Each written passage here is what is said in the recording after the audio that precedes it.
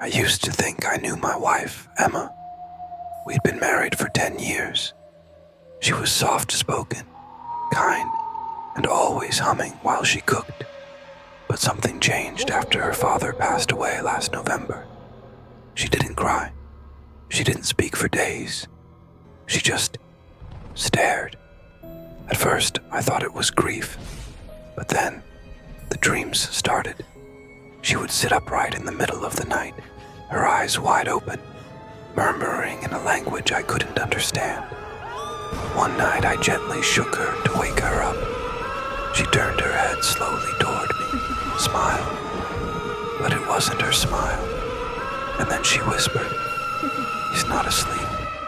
He watches you when you breathe." I froze. She never remembered anything the next morning. But I knew something was inside her, watching me through her eyes. One night, around 2:30 a.m., I woke up to a sound. At first, I thought it was Emma talking in her sleep again. But as I listened, I realized the voice was coming from the hallway.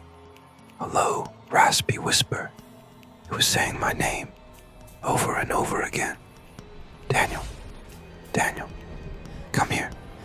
I stepped out of bed and peeked down the hallway. Emma was standing there, completely still. Her head was tilted back unnaturally, her mouth open wide. But the voice wasn't coming from her. It was deeper, wrong. I called out, "Emma." She didn't move. I slowly walked toward her, heart pounding. Suddenly, the hallway light exploded above us. Glass rained down. When I looked back at her, she was gone. I found her curled up in the corner of our bedroom, crying like a child. She had no idea how she got there. The next night, I found her standing in front of the mirror in the bathroom.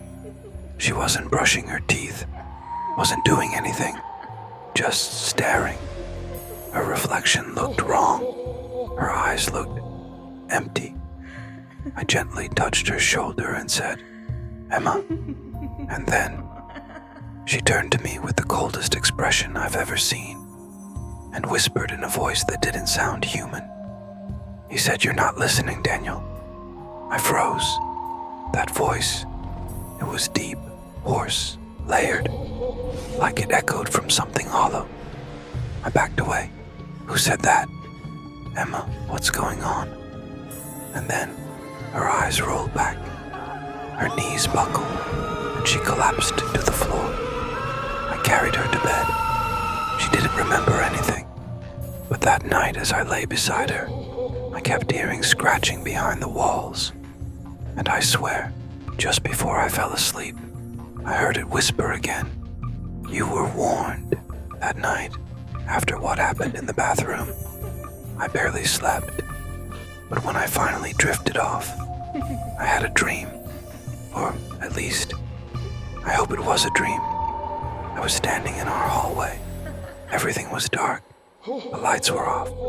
The windows covered in thick black curtains I'd never seen before. And the air. It felt like I was underwater, heavy, pressing on my chest. At the end of the hall, Emma stood there, her back turned. She was motionless. I called out, "Emma," but she didn't answer. I took a step toward her, and suddenly, the lights above flickered red. The hallway stretched, growing longer with each step I took. And then I heard it again. That voice. "You still don't listen." Now, the boy. I turned around, and at the other end of the hall, I saw my son, Eli, standing barefoot in his pajamas, crying. Behind him, something was moving. Something tall, thin, its arms unnaturally long, touching the ceiling, crawling toward him. I tried to run, but it was like the floor melted beneath my feet. I woke up choking, gasping. My sheets were soaked. Emma was still asleep. Eli was safe in bed, but I couldn't shake it. It wasn't just a dream. It was a warning.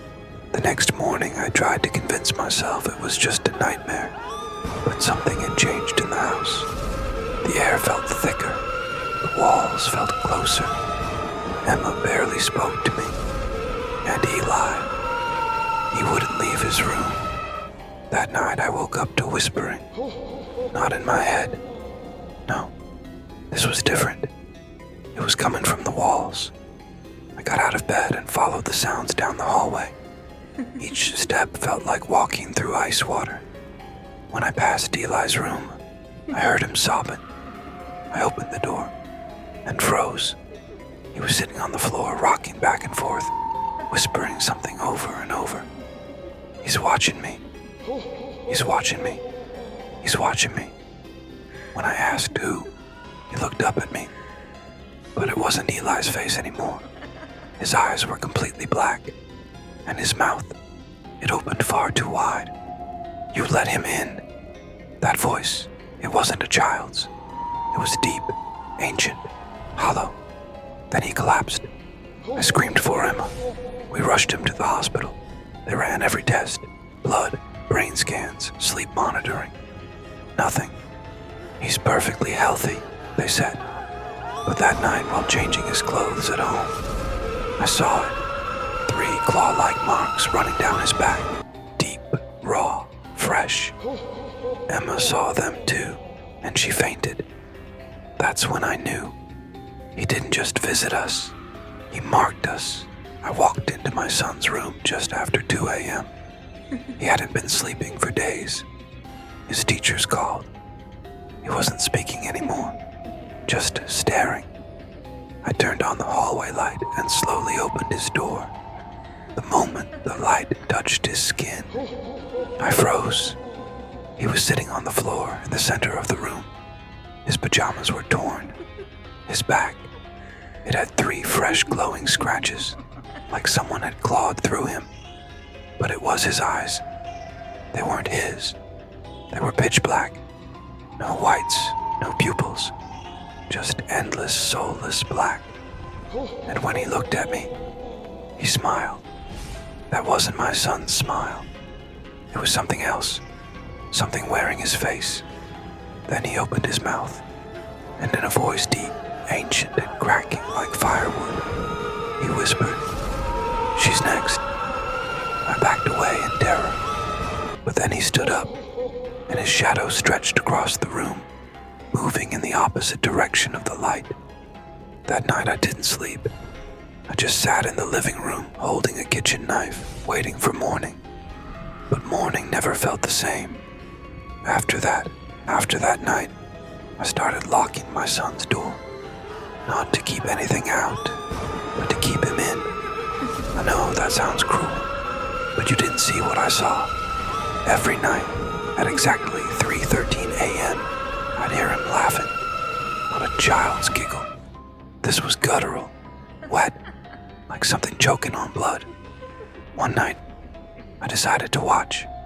I set up an old baby monitor in his room, and just like clockwork, at 3:13, the static kicked in.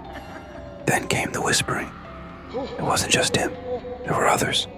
I turned up the volume, and I swear to God, I heard my wife's voice. "Come with us," she said. The monitor went black. I ran up the stairs. I unlocked the door. He was gone. No windows open. No sign of forced entry. Just a cold breeze and the faint smell of something burning. I searched the entire house. The attic. The basement. Nothing. But when I returned to his room, there was something new carved into the wooden floor. 3 letters. M.A.Z. I didn't know what it meant. Still don't. But I haven't seen my son since that night. Not really. Sometimes I hear him, though, laughing from behind the walls. And when I sleep, I dream of a place I can't escape. A house made of flesh, not wood. And he's always there, watching. The first thing I did the next day was try to understand what M.A.Z. meant. I knew it wasn't just a random sequence of letters. Everything in this nightmare seemed too deliberate. I searched every corner of the internet, every forum, every blog, every ancient text I could find. Nothing. Then I remembered something my wife told me once. about an old family friend who was a librarian in a small town. He always had these strange books with symbols and languages I couldn't understand. She always seemed uncomfortable when I asked about him. Now, I wondered if he knew something about what I was dealing with. I called his number. The phone rang once, twice. Then the line went dead. But that night, I saw him at the edge of the forest near my house. He was standing motionless under the moonlight, his face unrecognizable, as if it had been erased. He didn't speak. He didn't move. I walked toward him, my heart pounding. But the closer I got, the further he seemed to retreat, like he was fading into the night. Suddenly, the ground beneath my feet began to tremble, like something deep inside the earth was waking up. And then, I heard it. The same guttural, wet laughter. It was coming from the forest now, my son's laugh. And from the darkness, I saw something I will never forget. A figure, tall and thin, with long black fingers. Its face was hidden in shadow, but its eyes, those eyes were wide and glowing. M.A.Z. The voice echoed in my head, whispering that same word over and over again. I turned to run, but the ground beneath me gave way, and I fell into a deep, dark hole. When I woke up, I wasn't in the forest anymore. I was lying in my bed, covered in dirt and sweat. But the feeling, the dread, it was still there. It never left. I checked on my son's room. The bed was made. The room was quiet, but something was off. The air was cold, almost freezing. I couldn't breathe. Then I heard it. A whisper. M.A.Z. I turned. There, in the corner of the room, was a figure. Not my son, but something else. Its eyes were wide, glowing, and its fingers were long, claw-like. I couldn't move. I couldn't scream. It came closer. I tried to run, but the walls around me began to close in. The air turned thick, heavy, like I was drowning in darkness. And then, just before I lost consciousness, I heard my son's voice. But it wasn't his voice. It was the same thing that had been haunting me all this time. M.A.Z., you can't escape. I couldn't take it anymore. The terror, the whispers, the shadowy figures in my house. Every corner, every room was haunted. It was like they were everywhere. Every night, it was the same thing. And yet, I knew I had to finish this. I had to end it. End M.A.Z. But that night, things changed. I woke up, my body frozen, unable to move. The air was thick, thick with the stench of something rotting. I couldn't even scream. I felt the weight of something pressing down on me. Then, it whispered in my ear. That voice, the one that haunted me every night. M.A.Z. I couldn't ignore it. I couldn't escape it. I had to see it. I had to confront the horror. I had no choice. The door of my bedroom creaked open. I saw her, my wife, but her eyes were empty, hollow, like they were staring through me. She walked slowly toward me, each step heavy, unnatural. I wanted to scream, to run, but my body wouldn't respond. Her voice, it was not hers. You can't leave. You're part of the curse now. I watched in horror as her body contorted, twisted, like something inside her was trying to tear her apart. Suddenly, the walls around us began to collapse. It was as if the very foundation of my home was crumbling, like everything I'd ever known was falling away. Then, from the darkness, a figure emerged. It was tall, impossibly tall, its limbs grotesque and elongated. The face, my wife's face, was gone, replaced by a smile that shouldn't have existed. A smile that stretched too wide, too unnaturally wide. M.A.Z. The figure stepped closer to me, its breath cold against my skin. M.A.Z. You can't escape. And with that, it It grabbed me. I couldn't move. I couldn't scream. The darkness enveloped me, and the last thing I heard was that voice, that horrible, laughing voice. I don't know how long I was trapped in that nightmare. The next thing I remember, I woke up in the hospital, my body bruised, my mind shattered. They told me I had been in a coma for 3 days. 3 days, but it felt like a lifetime. My wife was gone. My son was still out there, living in a world that was just as cursed as I was. The memories, though, the terror, the voices, the faces, they wouldn't leave me. I don't know if it's over. I don't know if I've truly escaped. But one thing I do know is this: the curse is still with me.